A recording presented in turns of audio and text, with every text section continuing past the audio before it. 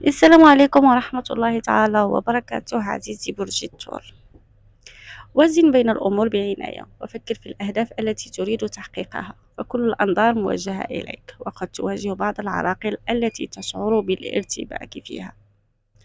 عزيزي برجي الثور، بالنسبة لوضعك العاطفي والاجتماعي يبدو أنه قد حان أخيرا وقت تنفيذ أحلامك.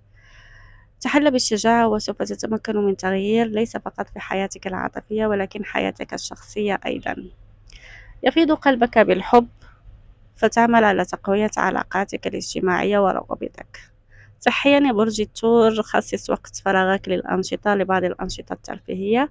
حاول ألا تكون مهووسا بالإنترنت وتقضي طول الوقت تتصفح. اخرج استنشق الهواء.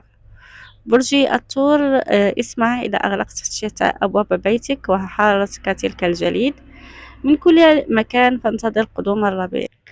عزيزي برجي الثور، طبعا هذه الفترة انظر بعيدا فسوف ترى أسراب الطيور وقد عادت تغني. لا تفقد الأمل وكن قويا، ستحصل على ما تريد بإرادتك وإصرارك.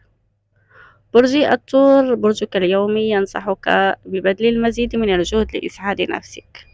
إن كان هناك شيء ما يحيرك وما تجد أحدا يمكنه من مساعدتك في اتخاذ قرار بشأنه، فلا شيء أفضل من التجربة المباشرة لتعرف ما يجب القيام به. بعض الأشياء يجب عليك تعلمها بنفسك. صحيا برج الثور، طبعا الحفاظ على رشاقتك مهم جدا، لكن لا تحاول القيام بحمية مزاجية قاسية قد تكون نتائجها سلبية.